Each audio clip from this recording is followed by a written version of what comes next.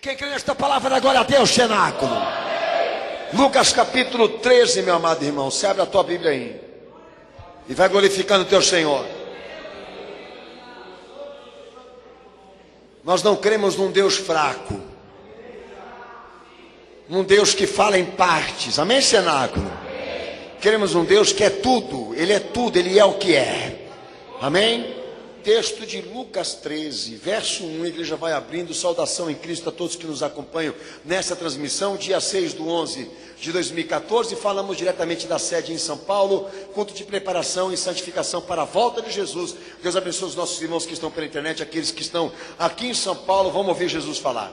Texto de Lucas 13, verso 1, que diz o seguinte: naquele mesmo tempo estavam presentes alguns que lhe falavam dos galileus, cujo sangue Pilatos misturava com os sacrifícios que aqueles realizavam. E respondeu Jesus: pensais vós que esses galileus foram mais pecadores do que todos os galileus, por terem padecido tais coisas? Não vos digo, antes, se não vos arrependerdes, todos de igual modo perecereis. Ou aqueles 18 sobre os quais caiu a torre de Siloé e os matou, pensais que foram mais culpados do que todos os outros habitantes de Jerusalém? Não vos digo, antes, se não vos arrependerdes, todos de igual modo perecereis. Amém? Amém, Jesus, cenáculo. Quem crê nesta palavra dá glória a Deus? Quem crê nela dá glória a Jesus, cenáculo. Pode se assentar, Deus abençoe a todos em nome de Jesus. Amém?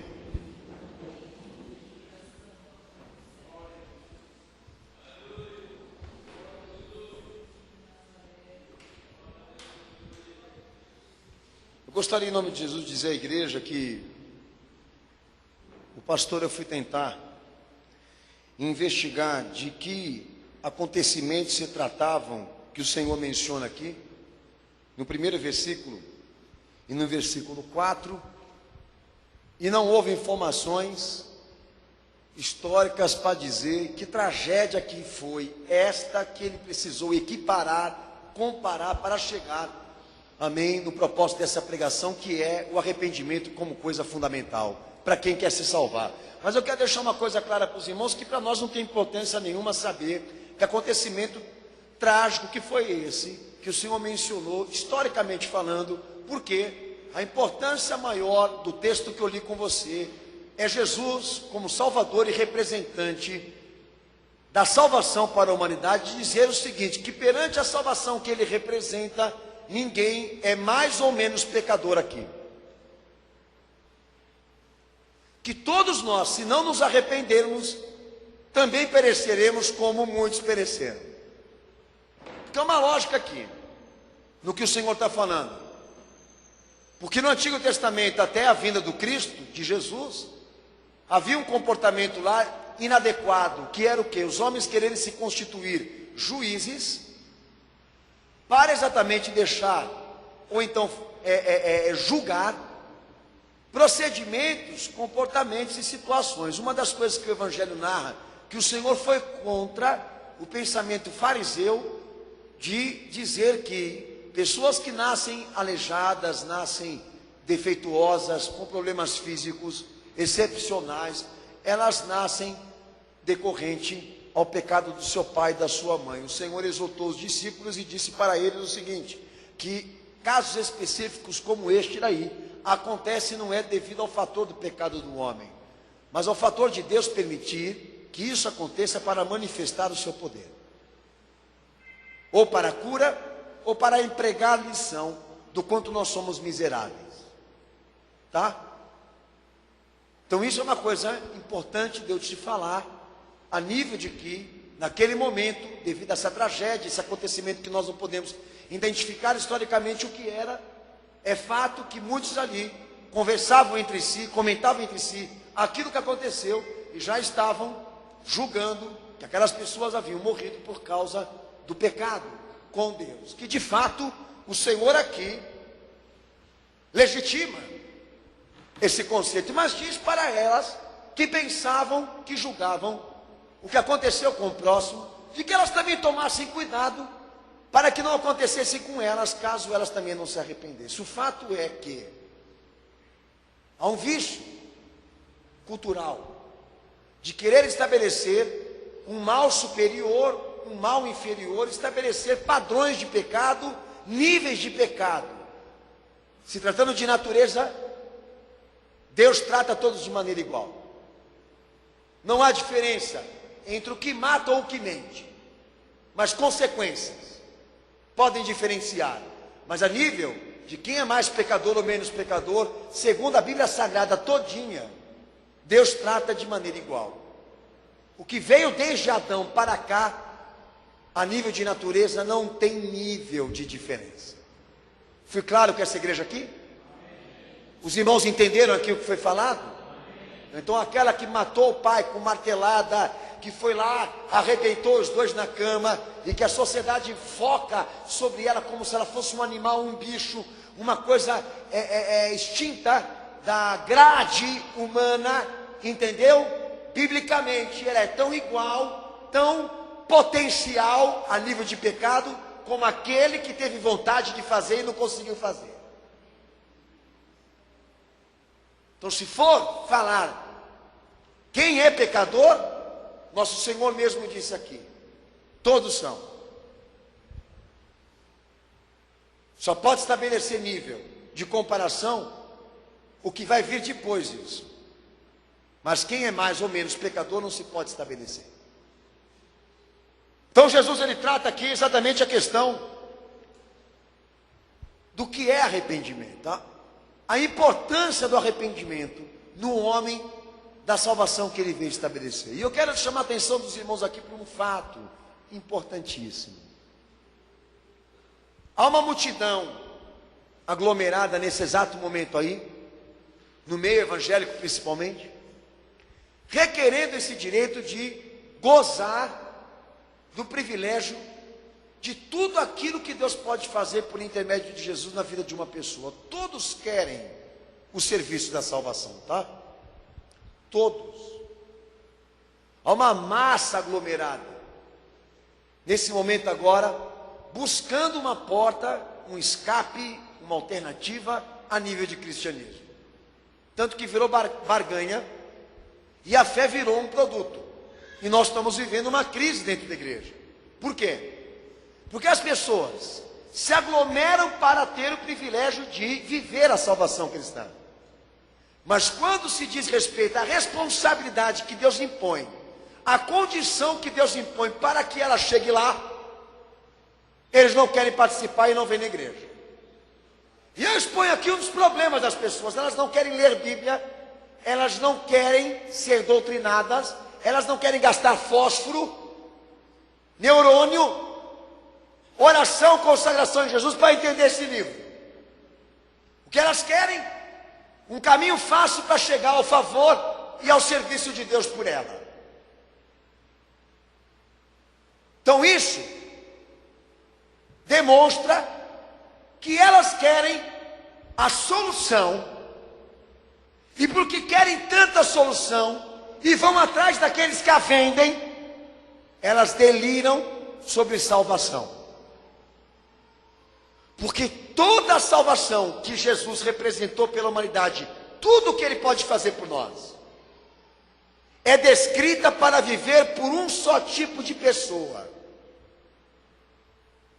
Ou seja, essa porta da salvação que Deus abriu por nós, por amor a nós, só vai gozá-la e vivê-la quem aceitar os termos de adesão e compromisso e responsabilidade com a fé, segundo o Evangelho de Jesus Cristo. Porque a Bíblia entende que bênção não desce do céu na vida de ninguém sem custo nenhum. A Bíblia entende que a caminhada de vivência com Cristo por intermédio de uma fé integral, ela exige compromisso, responsabilidade, sacrifício, renúncia, entrega de si mesmo. Então toma cuidado com aqueles que estão querendo vender salvação cristã sem que você faça nada por isso. E eu não me refiro a dinheiro aqui não, porque dinheiro eles cobram.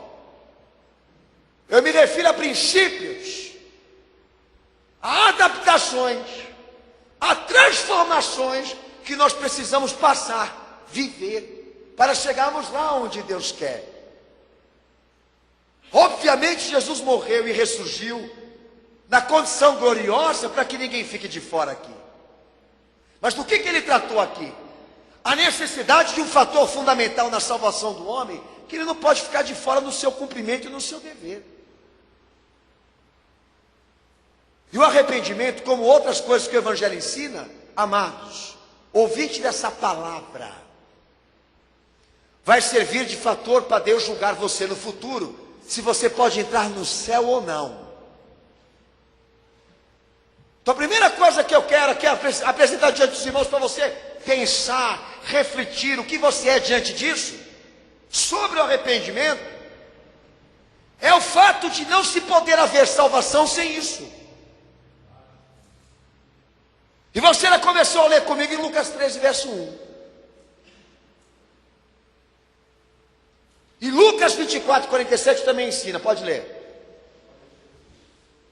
Eu já vou te falar o que é arrependimento já. Mas eu começo por aí. O que é fundamental? O que é essencial? O que é básico, o que não pode deixar? Que se alguém quer uma jornada de salvação com Cristo, que tenha resposta, que tenha repercussão, que tenha confirmações, ele não pode deixar de lado o que eu vou pregar hoje aqui. Pode ler bem alto.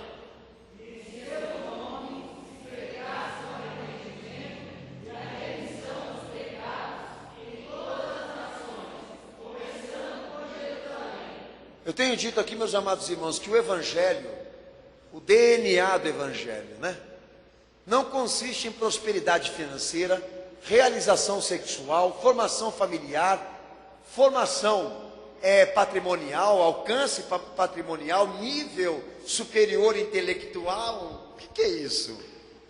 Pastor dando aula de sexo, dando aula de economia, dando aula de psicologia, dando aula de outras coisas que não condiz com o Evangelho. Eu tenho visto isso na igreja, é inaceitável. Porque o Evangelho tem um DNA, ele tem uma especialidade. E o Senhor colocou aí, o que é? Ele morreu para haver possibilidade de perdão. Ele morreu para haver possibilidade de Deus te atender a um arrependimento, a uma conversão, a uma salvação. Ou seja, o Evangelho se dedica inteiramente para reconstruir o homem perante Deus. Segundo a obra e o esforço, a morte e a ressurreição desse Senhor. O objetivo do Evangelho é atender a um pedido do alto, não um pedido aqui de baixo. E isso é a pior coisa que nós estamos vendo no movimento evangélico agora. É o fato deles abandonarem a alma do indivíduo, não respeitarem o que o Evangelho manda pregar e passar a elaborar estratégias dentro da igreja para ensinar as pessoas a como serem felizes entre os homens. O Evangelho não está dizendo para você que ele veio amando de Jesus para te fazer feliz, realizado, respeitado na sociedade, mas para te apresentar inculpável, santo na presença de Deus quando o juízo se manifestar. Para isso Jesus morreu. E isso é Evangelho. Evangelho não é economia, Evangelho não é socialismo, Evangelho não é política, Evangelho não é formalismo. O Evangelho é uma construção espiritual dentro de uma coisa que está comprometida. Então o arrependimento segundo a Escritura Sagrada, é um dever para quem quer se salvar. E não se pode se salvar sem arrependimento.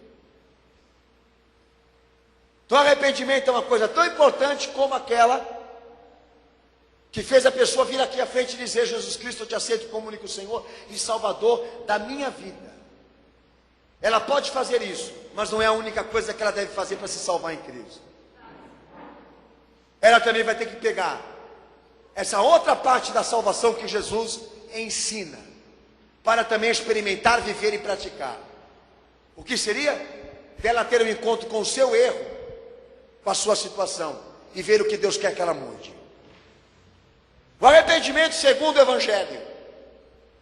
Não existe fé desassociada do arrependimento. É o que eu estou falando aqui. Atos 20 e 21. Pode ler. Faço questão que a igreja leia. Se não lê a Bíblia lá em casa, lê agora aqui. Fica lá assistindo televisão e babando, né? Babando nos carros chiques, nas novelinhas, naquilo ali, naquilo outro. Amém? Mas quando vem no cenáculo da fé, passa mal com a gente aqui. Pode ler bem alto o cenáculo. Atos capítulo 20, versículo 21.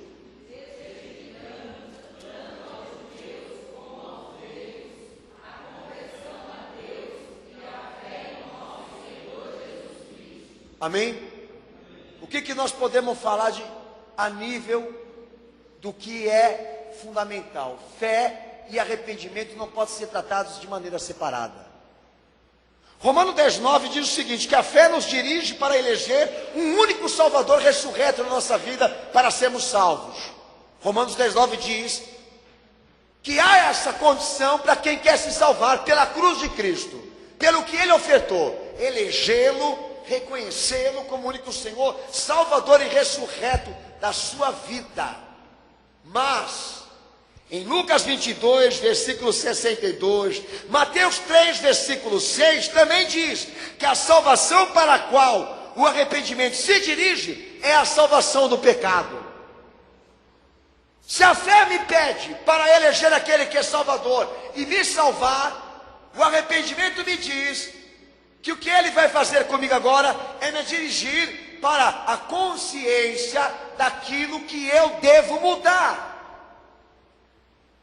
Ou então odiar, para não mais fazer. Estou falando de salvação integral, a fé é uma coisa tão importante, ou seja, de Jesus ser o teu Salvador como um arrependimento, de te conduzir a uma libertação sobre o pecado, sobre aquilo que afronta a Deus, que desagrada a Deus.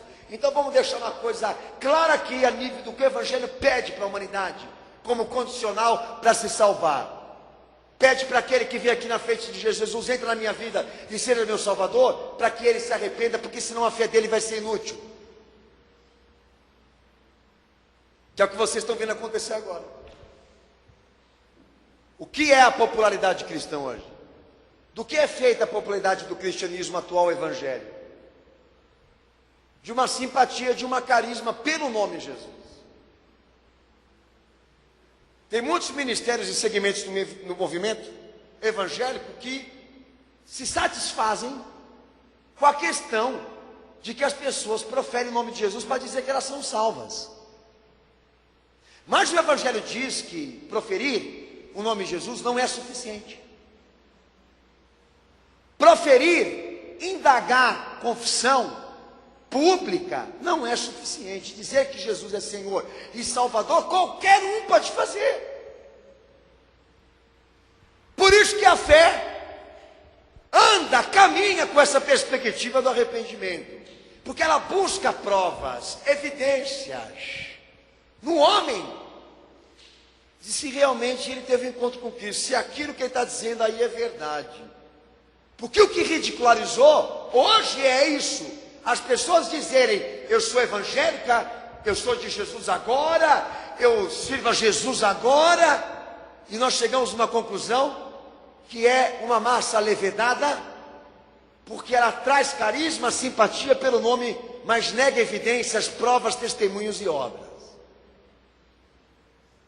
Então a fé não está desassociada do arrependimento, ela anda junto.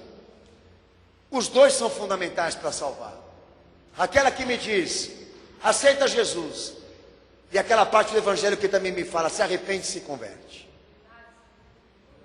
Eu não sei qual parte te interessou, mas você tem que ter as duas para dizer que Jesus está na tua vida, ou então de que você é salvo. Nós temos um sério problema aqui, não temos? Porque eu volto a dizer a você, as pessoas têm condição, e 20 anos de ministério que eu tenho me provaram isso, elas têm condições de mascarar uma salvação dentro da igreja. As pessoas têm condições de formalizar uma fé artística. A igreja tem vivido esse papel. esse papel artístico, infelizmente, porque nós vamos em busca do sal, da luz, daquilo que se professa no cristianismo e não encontramos, e chegamos a uma conclusão. É um cristianismo vazio, sem evidências e sem provas consistentes. E eu pergunto o Evangelho, pergunto para a Bíblia, pergunto para a Escritura Sagrada, mesmo assim eles podem ser salvos? O Evangelho diz não. Eu dou um exemplo a nível de confissão e arrependimento. Por inúmeras partes do Evangelho, aconteceu do Senhor estar caminhando, andando, e entrar um processo no caminho dele, e ele libertar, e o demônio que estava nele pedir arrego pelo amor do Pai, do Filho, do Espírito Santo, não judia de mim. Há aquela parte do Evangelho que diz que as legiões pediram para serem colocadas naquela manada de porcos, solicitaram, pediram, clamaram, mas sabe qual foi a súplica daquela legião? Reconhecer o Senhor primeiro e dizer quem era Ele, uma coisa que muitos não tinham fé para dizer. O próprio demônio e as suas legiões tiveram de exaltá-lo ali e dizer: você não é homem, antes de tudo você é o Filho de Deus, o Filho do Altíssimo. Eu lhe pergunto aqui, o diabo vai para o céu? Uma hora essa, mas ele confessou, ele admitiu, ele se humilhou, ele suplicou. Não é isso que você está querendo dizer para mim? Recebe ele como irmão, pastor Daniel, porque ele também professa essa fé, ele também grita, prega, fala de Jesus. Então o diabo vai para o céu, ele e a legião dele, e os porcos também, porque disseram: Senhor, Senhor, Filho do Altíssimo. Dá até para fazer uma música o que ele falou, evangélica. E no final tem que falar: me manda para o porco, né? Confessar, falar, professar esse nome, o Evangelho diz, é insuficiente. Você pode gerar um formalismo com isso, gerar uma fé artística com isso, que não vai enganar Deus, porque Ele sabe o que é consistente e o que não condiz, o que tem obras e o que não tem. Ele sabe diferenciar o público que nós estamos olhando aqui agora, o público que está lá fora gritando o nome de Jesus, irmãos, é o que mais tem. Daí eu vou falar de um problema que eu vejo no catolicismo, e o católico lá diz o seguinte: olha, não tem problema. E eu digo: não, tem. Ele diz: não, não tem. Mas não tem por quê? Porque essas diferenças, Deus entende, o que importa é que Jesus seja o centro. É que todo mundo fale de Jesus e pregue o amor. Tem cabimento uma coisa dessa? Não tem, porque senão o capeta vai participar disso também. Vem cá, Satanás.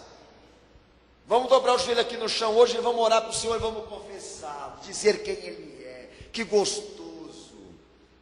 Jesus é o Senhor. Ele é o Filho de Deus. Mas esse aqui não vai entrar no céu. Por quê? Porque ele não tem compromisso nenhum com arrependimento. É simples. Pode ser o teu problema, por exemplo, dentro de um cristianismo, rodando, e chegou na seguinte conclusão: não valeu para nada. Por quê? Porque eu só fiquei ali naquela adoração falsa, medíocre, hipócrita, formalista, mentirosa, insuficiente, de dizer que Ele é o Senhor. Não aceite isso.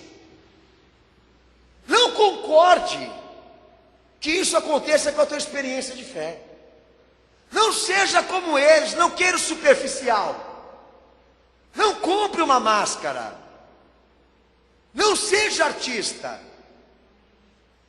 Se o teu propósito é se salvar com Jesus, então entenda de salvação.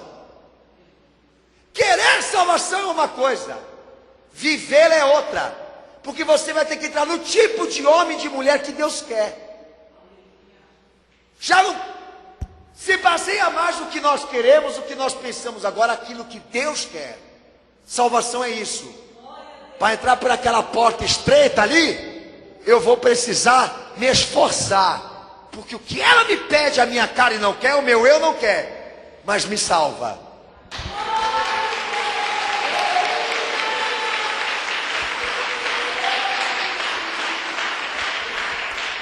O terceiro ponto que eu quero apresentar para a igreja aqui, abre Mateus capítulo 3, versículo 1 ao versículo 10, lê pessoalmente você. O pastor não vou ler, amém, porque o tempo aqui corre, mas uma coisa importantíssima sobre o arrependimento, segundo a ordem de Cristo, amém, que o arrependimento é uma coisa tão fundamental na salvação que Jesus representa, que há um pacto feito por intermédio de uma cerimônia, que muita gente perverteu ela como sendo um ato simbólico só, ok? Mas a coisa é tão séria, mas tão importante, essa aliança feita com Jesus, com o arrependimento pelo batismo, que o Senhor, antes de ser conhecido pelos homens, Ele selecionou um profeta, um administrador, consagrado só para cuidar disso. Chama João Batista, entendeu? Do ventre de uma mulher estéril, começa lá a história desse homem, entendeu? De Deus o formando, de Deus o abençoando, de Deus o consagrando para que ele viesse ser o precursor de Jesus. Um homem totalmente consagrado, um homem totalmente separado, que se absteve da sua vida própria para se dedicar inteiramente ao serviço daquele que deveria ser o Senhor e o Salvador do mundo, o profeta de Cristo. Lá vem João Batista, administrando essa parte importante da salvação que Jesus mandou pregar pelo Evangelho. Como segue Mateus 3, verso 1 ao verso 10.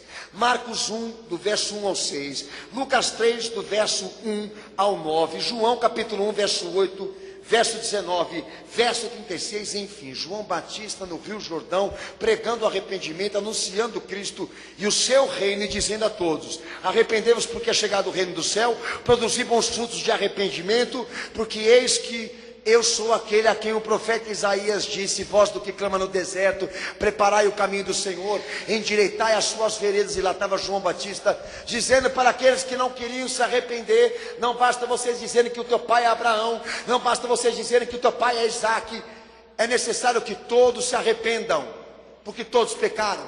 Dizendo a eles: porque vós fugis da ira futura de Deus.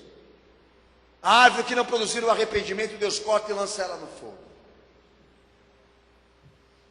O arrependimento é uma coisa tão importante que Deus deu ministério, que Jesus deu administração para isso. A igreja está aqui, ó, cumprindo aquilo que João Batista cumpriu lá atrás para Jesus. Nós estamos tentando fazer funcionar aqui nesse lugar. Daí o Senhor Jesus achou necessário cumprir tudo o que estava predito pelos profetas. Chegou diante de João, segundo o texto de Mateus 3, 13, Marcos 1, 9 e 11, Lucas 3, 21 ao 22, João 1, do verso 32 ao verso 34, ele chegou diante de João Batista, e João Batista já batizando almas, pessoas para arrependimento. O Senhor falou para João: João, me batiza. João fala assim: mas Senhor, eu devo batizar o Senhor e não... O Senhor deve me batizar e não eu batizar o Senhor. Aí Jesus olha para ele e diz assim: João, né, nas minhas palavras fortes, cala a boca e batiza logo. Né? Fica quieto aí, varão, batiza logo aí. Né? Porque é necessário que se cumpra tudo. Daí entra a questão. Jesus precisava se arrepender. Como pode o próprio Deus querer se arrepender? Precisava receber o Espírito Santo quando saísse do batismo? Sendo que ele é o próprio Deus? Não. Ele estava validando o exercício de João Batista na igreja que ele ia instituir, introduzir na história. Ele queria dizer, pelo seu batismo próprio, que aquilo não era coisa de João, nem coisa da antiga aliança, nem coisa dos profetas, nem coisa do homem, era coisa dele, para quem queria segui-lo. Como disse o profeta: seguir as suas pisaduras, seguir o que ele fez.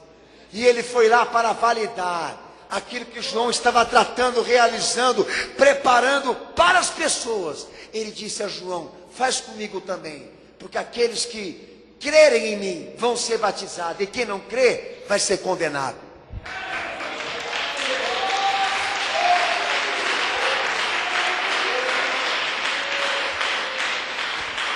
Eu pergunto uma coisa para você que está aqui nessa noite. Se trata de uma questão isolada, de um momento específico na história própria do Salvador? Não. Mas de uma fixação. Ele estava fixando lá o que todos aqueles que queiram gozar da salvação precisariam fazer. E uma coisa que eu vejo nesse cenário de preparação para servir Jesus e ter salvação é ter que aguentar João Batista. É ter que aguentar conviver com a ideia de que o Evangelho não é uma satisfação pura, humana, racional, carnal. Que o Evangelho que Jesus mandou a igreja pregar condiz com o sonho de Deus, que é a restauração espiritual do homem. Então vocês vão ter que aguentar João. Porque João vai ficar pregando arrependimento até a minha volta. Ele vai ficar pregando arrependimento para todo mundo aqui, até o dia que eu voltar para colher o que eu salvei. Vocês vão ter que aguentar João. Porque João Batista é a administração dessa preparação para quem quer ter Jesus, para quem quer ser salvo. Batismo é um só. Mas arrependimento é todo dia. Que todo dia você vai precisar de fé e do arrependimento para nutrir, alimentar esse Jesus que você está querendo que viva na tua vida. Porque a partir do momento que nós começarmos a dizer o seguinte: não,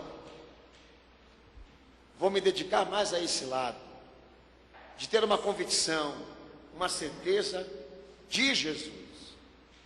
Mas quando você for lá para aquele ladinho, a fé vai dizer: não, mas isso que te prende aqui é aquilo lá também, que te faz querer ser salvo do pecado, da ira de Deus, da tua libertação, que deseja a tua mudança, a tua transformação, etc, etc, etc. Dá razão para Jesus ficar, dá razão para Jesus habitar, dá razão para Jesus fazer parte da tua vida. Então não se prenda só na carisma, na simpatia, no desejo por Jesus. Vai para lá também, para aquele lado lá, ouvir um pouquinho o que o João Batista quer te ensinar, que ele quer te falar, que ele quer te doutrinar, porque ambas caminham juntas, a fé e o arrependimento.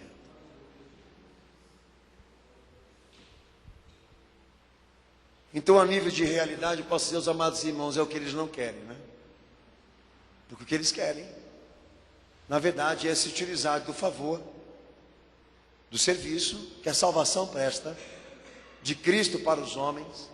Mas quando chega no quesito de cair numa administração, de uma igreja séria, de líderes consagrados, que vão preparar, trabalhar esse cara, para que ele viva essa experiência com arrependimento, eu posso dizer uma coisa para os irmãos: é uma minoria que busca isso. E eu não estou falando besteira aqui, eu provo. É capaz até do IBGE me dar uma força para dizer a que ponto que nós chegamos das concepções, do que as pessoas estão pedindo, do que o público está buscando. Até o IBGE, até quem está fora da igreja está percebendo que ninguém está querendo nada com o evangelho puro, que todo mundo só está querendo o quê? O show. O show. Ninguém está querendo o real, o verdadeiro, o puro, o honesto, o bíblico. A maioria, a massa, está girando em torno das alternativas. E eu estou lhe pregando salvação e dizendo a você quem vai vivê-la. Vai viver todo aquele que tem o tipo do evangelho, o tipo que o evangelho pede. Esse cara, essa pessoa, esse indivíduo, ele é marcado, inteiramente marcado, pelo trato, pela disciplina, pela doutrina do que eu estou pregando aqui. Ele não só tem condições de dizer de coração quem é Jesus para ele, como ele tem condições espirituais para falar o que Jesus fez na vida dele a nível de mudança. E é isso que nós estamos buscando aqui nessa noite. É isso que nós estamos aqui hoje ouvindo da parte dele. Quando os apóstolos foram ensinar a doutrina do arrependimento na igreja, anunciar aos homens quem é que vai gozar da salvação de Cristo. Há uns paralelos aqui que o pastor eu quero falar para os irmãos. Lá em 1 Pedro 3,18 ao verso 22, Pedro faz uma comparação com o pacto que Deus fez com Noé. Quando ele foi falar sobre batismo e arrependimento, ele foi lá buscar inspiração em Noé. O que ele fala lá no texto que ele prega? Amados irmãos, quem está se preparando para se arrepender e servir Jesus é comparado a Noé, que foi lá, Deus falou com ele, deu a revelação do que ele tinha que construir, e para poder se salvar pelas águas, ele teve que construir uma arca como Deus havia mandado. Assim também seja o vosso testemunho, quando vocês forem se arrepender. Construa uma perspectiva com Cristo antes de enfrentar a água. Porque um homem sem arrependimento no batismo é um Noé sem arca para enfrentar o dilúvio. Um exemplo. Quer se batizar? Quero. Vai. Daí ele entra lá no vestiário masculino, tira o paletó, põe uma tanguinha e pula. De toboágua, de trampolim, água temática, entendeu? No grau certo para não dar arrepio e frio e resfriado, né? E daí você vai investigar o batismo que essas igrejas estão praticando aí fora, as pessoas que estão sendo batizadas por eles, o nível de consciência que elas adquiriram para poder se batizar, 0. Ô meu filho, por que você batizou? Porque disseram para mim, você crê em Jesus? Creio. Se batiza. Não diga, é só isso que você precisa para se batizar? É lá a segunda igreja, lá é isso aí mesmo. Hoje eu cheguei na conclusão que qualquer um pode se batizar. Não é o que o Evangelho fala. Porque nós temos um trabalho a fazer antes de enfrentarmos a água. Pega a arca, constrói ela. E o que é a arca? Segundo o pacto que Deus fez com Noé, é a obediência que você tem que ter, nos quesitos que você precisa praticar, naquilo que você precisa buscar para fechar com a água. Você precisa ter antes. Não é só esse exemplo que os apóstolos deram, não. Para explicar um batismo inconsequente. Paulo também fala do pacto que Deus fez com Abraão. Em Colossenses 2,13, ele fala que o batismo é a circuncisão espiritual que todos nós aqui estamos vivendo. Sabe o que é a circuncisão? É uma coisa que a lei lá no Antigo Testamento pedia que todo macho tivesse o seu prepúcio cortado, entendeu? Que é aquela pontinha para mim não poder ser esdrúxulo aqui. E todo mundo tinha que ser circuncidado, obviamente o macho, para confirmar uma aliança com Deus. Quando Jesus morreu na cruz para estabelecer a lei espiritual, os judeus queriam implementar essa prática na igreja. Paulo diz assim, não, Jesus cumpriu a lei para ninguém ter que mais cortar nada na carne, agora nós vamos cortar no coração. Daí o judeu ficou assim, mas isso aí é muito caro. Ou seja, ele prefere cortar aqui do que cortar aqui. Então Paulo diz que a circuncisão, irmãos, que Jesus nos deu, é a do coração. É cortarmos o elo com aquilo que é errado, com aquilo que é sujo, com aquilo que é abominável por Deus. É essa circuncisão que salva, é essa que nos dá Jesus, é essa que nos traz o arrependimento. Há um outro ponto importante, de 1 Coríntios 10, que Paulo também equipara um paralelo relacionado ao batismo na nova aliança, o pacto de Moisés. E ele fala em 1 Coríntios 10 aí, que quando o povo de Israel passou pelo Mar Vermelho, não passou para ter um estado próprio, não. Quando o povo de Israel passou pelo Mar Vermelho, que o mar se abriu, eles foram batizados. Fizeram um pacto com Deus, para quando passar por aquela água e entrar no deserto, ser um povo diferente daquilo que eles eram no Egito. Quem testifica diz amém. Quem testifica diz amém. Você vai passar pela água, para ser diferente. E o que o Evangelho trata é que o batismo ele cumpre uma exigência superior de todas as iniciações que tiveram no Antigo Testamento. Para isso o próprio Filho de Deus veio na terra, para dizer o seguinte: o meu batismo agora, que é superior a todos aqueles que têm condição primária e fundamental para salvar, ele exige uma experiência espiritual aqui, para florescer na vida. Então nós entendemos que o arrependimento não é só uma coisa importante para salvar alguém aqui hoje com Cristo, mas também é importante para ensinar essa pessoa de que nós não estamos aqui para fazer outros erros como eles estão fazendo lá fora, que é a simbologia. Meu amado irmão, a simbologia é importante na Bíblia, mas ela não salva. A água é simbólico. O que eu estou pregando aqui para você é o que salva. A água é um símbolo, o arrependimento é um fundamento. Tem um pastor aqui no Ipiranga que ele diz o seguinte, que a água tem que correr. Quem tem que correr é ele. E não correu ainda.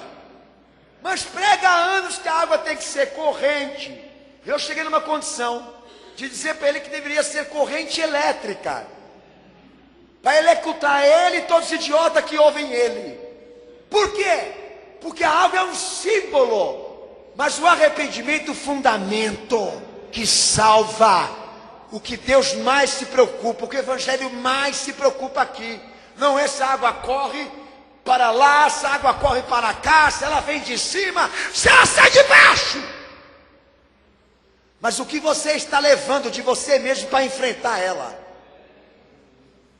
Daqui e na vida. Eles tomam água, tomam banho, mas continuam os mesmos.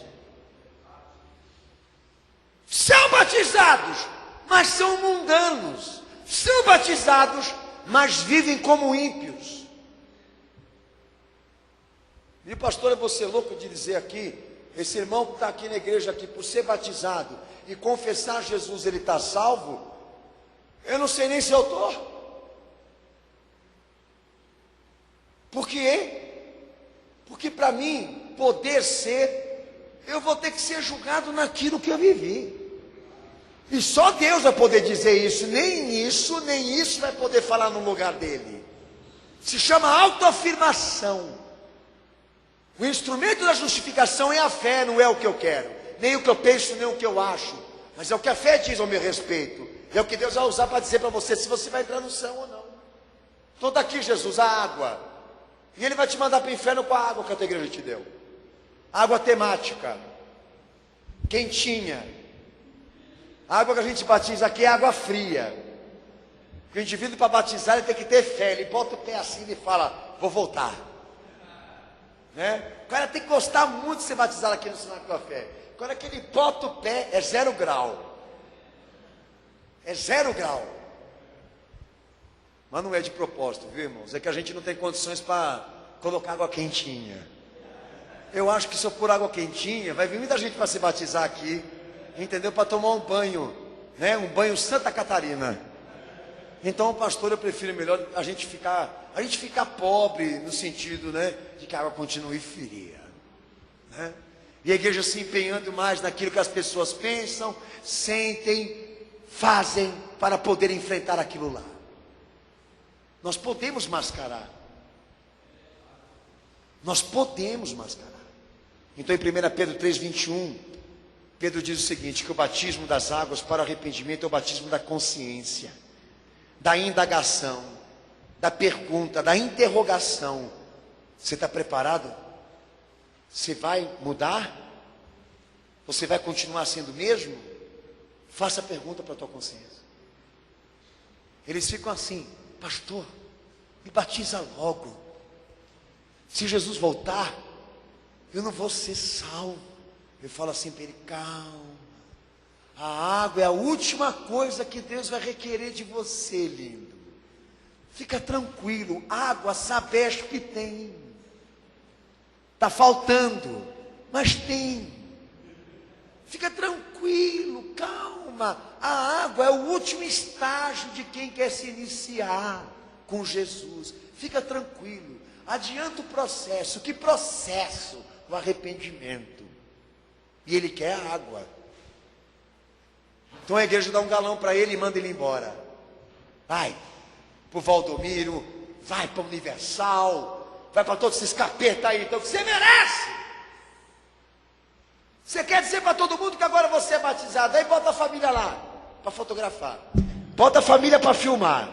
Todo mundo vai lá como se fosse a catequese, como se fosse o batismo infantil dele. Ai, que lindo! Pilu, pilu, pilu! Olha que fofura! Olha! Plá! Né? Já viu o batismo por imersão? Pega na cabeça o indivíduo e pá! Levanta ele e diz: gostou? Tem uns que falam assim: pastor, pega leve, porque eu vou pôr no YouTube, que eu vou pôr no Facebook. E a família toda lá: ai, que lindo! Olha meu filhinho se batizando ali. Irmãos, é a pior hipocrisia que nós já vimos é o batismo da igreja hoje. Ridicularizar, o cara já sai do batismo fumando. Dá licença, acende um na hora lá. Então o pastor fala: ó, toma cuidado, enxuga a mão antes, senão não vai acender.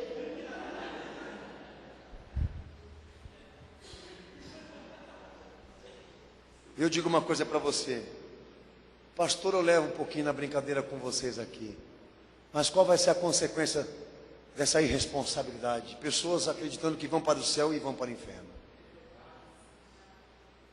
Então aí nós entramos num ponto importante do que Deus está tratando essa igreja aqui.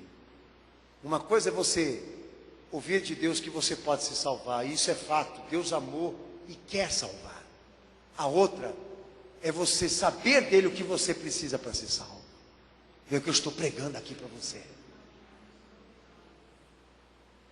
Não se ponha na condição de um salvo se você não tem elementos que confirmem isso.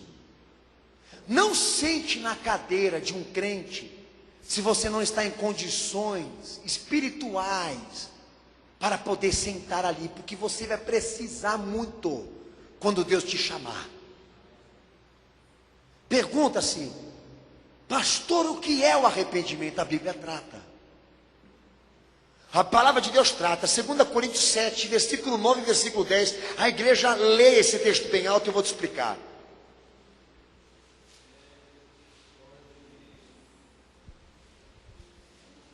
Segunda Coríntios 7, versículo 9 e versículo 10. Pode ler bem alto, cenário.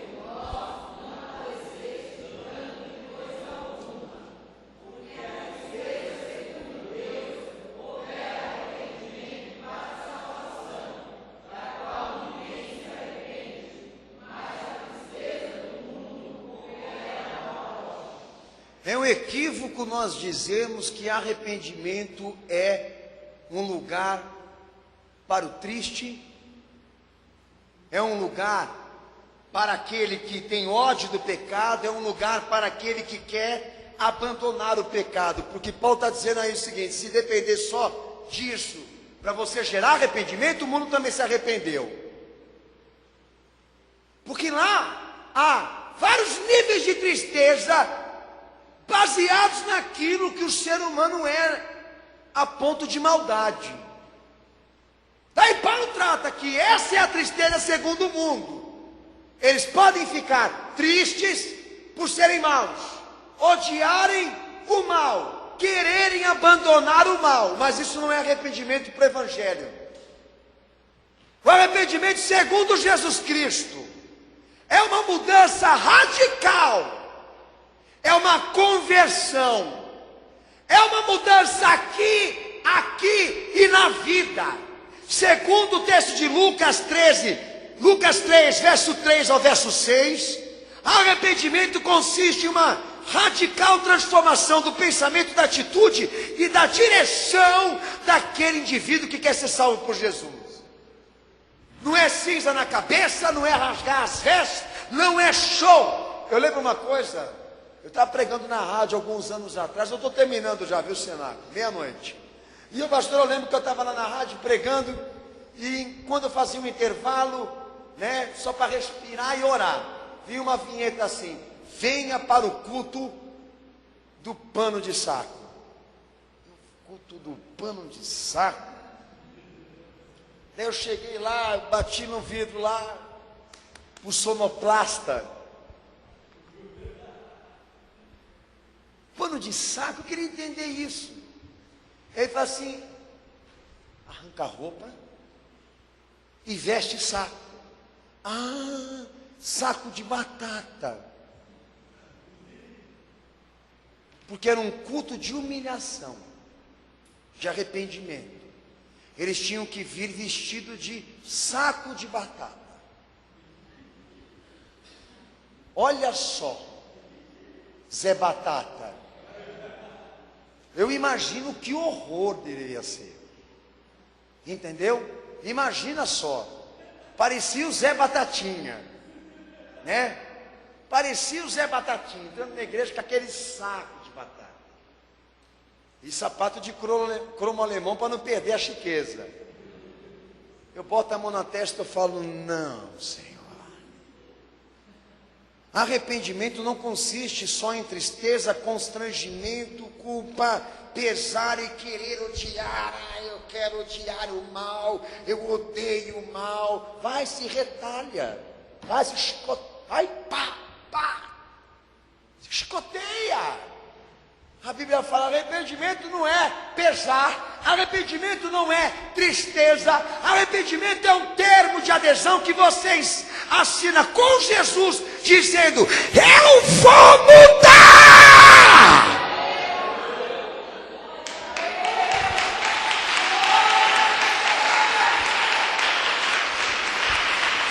Sabe, muita gente fala: eu me converti. Tá, filho, você se converteu. O que é conversão? Cri, cri, cri, cri, cri. O que é conversão? Cri, cri, cri. Daí eu falo assim para ele assim: o que você anda aprendendo na tua igreja? Aprendi outro dia a falar amém. Aprendi outro dia a falar tá amarrado. Olha que evolução, não, filho? Meu santo Jesus, você evoluiu, hein? Está amarrado em nome de Jesus. Quem mandou falar? O apóstolo René. Terra Nova, Terra Nostra.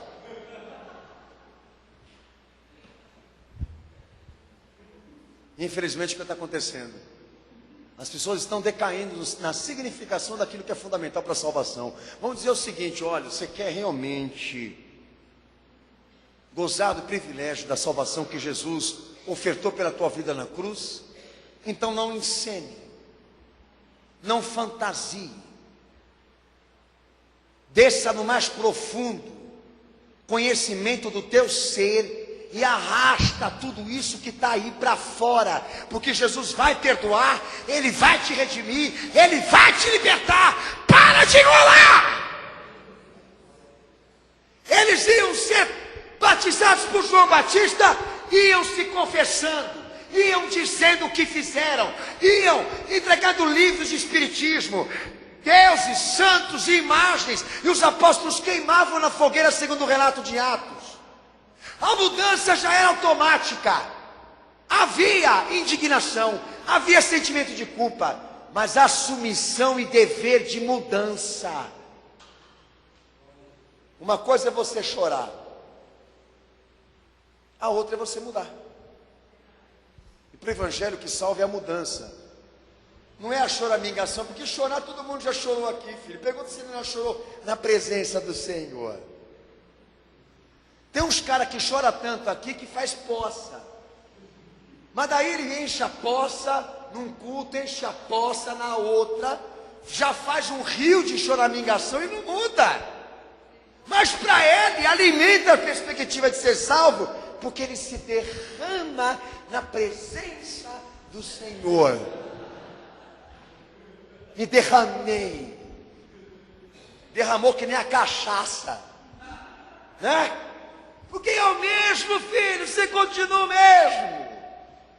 Daí eu peguei um textinho que quando eu leio, eu me maravilho, porque é tudo que eu estou pregando aqui. Gálatas 1:23. A demanda do arrependimento testemunha uma conversão. A demanda do arrependimento que o Evangelho prega testemunha mudança. Arrependimento não pode existir se não há mudança. Nesse texto, olha o que Paulo fala de si mesmo. Lê bem alto aí esse cenáculo, é maravilhoso esse texto. Pode ler. Não. Você está lendo de qualquer jeito, lê alto.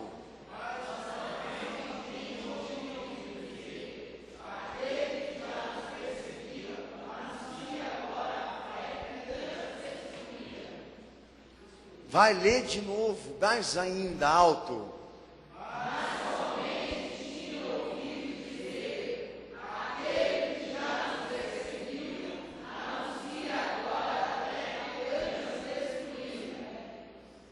Você quer entender de arrependimento? É o que Paulo fala de si mesmo. E os meus irmãos glorificaram Jesus pelo que aconteceu na minha vida, porque aquele que antes perseguia os cristãos, perseguia a fé, ele agora anuncia a fé. Aquele que antes tentava destruir o trabalho da igreja, destruir a pregação do pastor, impedir o pastor, os cristãos de servir a Jesus, ele está pregando agora e amando Jesus. Nós o conhecemos por Saulo, mas agora ele é Paulo. É esse cara que no caminho para Damasco, o Senhor chegou para ele e falou: por que você está me perseguindo, rapaz? Você está me odiando por quê? E fez o homem cair do cavalo, ficar cego, miserável, enxergar quem ele era. Para Jesus trazer ele como Paulo. A demanda do arrependimento comprova a mudança. Aí nós vamos poder glorificar o Senhor Jesus na salvação que Ele deu na tua vida. Quando nós olharmos para você, não vemos mais aquilo que você era, mas vemos uma mudança segundo Jesus Cristo. Agora nós podemos glorificar ao Senhor Jesus na vida desse irmão, daquela irmã, daquele irmão, que eles não mascararam um batismo com Jesus, não fizeram um pacto forjado, mas estamos vendo a mudança que ele está sofrendo por causa da fé. E é isso que nós esperamos de todos aqueles que estão hoje aqui nesse culto. É isso que nós esperamos de toda a igreja. Que a nossa caminhada com Cristo não seja forjada, amados. E eu vou falar rapidamente aqui de uma experiência como pastor, que estive pregando muitos anos em cima de um púlpito, vendo pessoas chorarem, clamarem, gritarem o nome de Jesus, e não estarem mais aqui hoje. Vi muito isso acontecer, ao ponto de me frustrar como pastor, de ver minha igreja esvaziar, encher, esvaziar, inúmeras vezes, milhares de vezes, e ter que conviver com essa realidade. De que as pessoas se iniciam numa coisa que elas não querem, elas professam um nome que elas não sabem, elas pedem uma salvação que elas não querem, na verdade, sofrer por ela. E o que eu penso hoje de igreja? Eu penso isso, que para uma minoria o trabalho que ela faz é importante, para uma grande maioria o trabalho que ela faz é inútil. Porque se trata exatamente de pessoas que tratam a salvação de maneira superficial, inconsequente. Esse é teu desafio hoje aqui. Provar que a tua fé em Jesus te salvou do pecado, te deu arrependimento para a conversão, te deu arrependimento para a mudança, porque essa é a demanda daquele que tem a fé em Cristo. Provar, alicerçar um novo baseado segundo a vontade dele, não a do homem. Se você conseguir provar que isso começou a acontecer na tua vida, eu fico muito feliz por você. Glorifico o meu Senhor por você.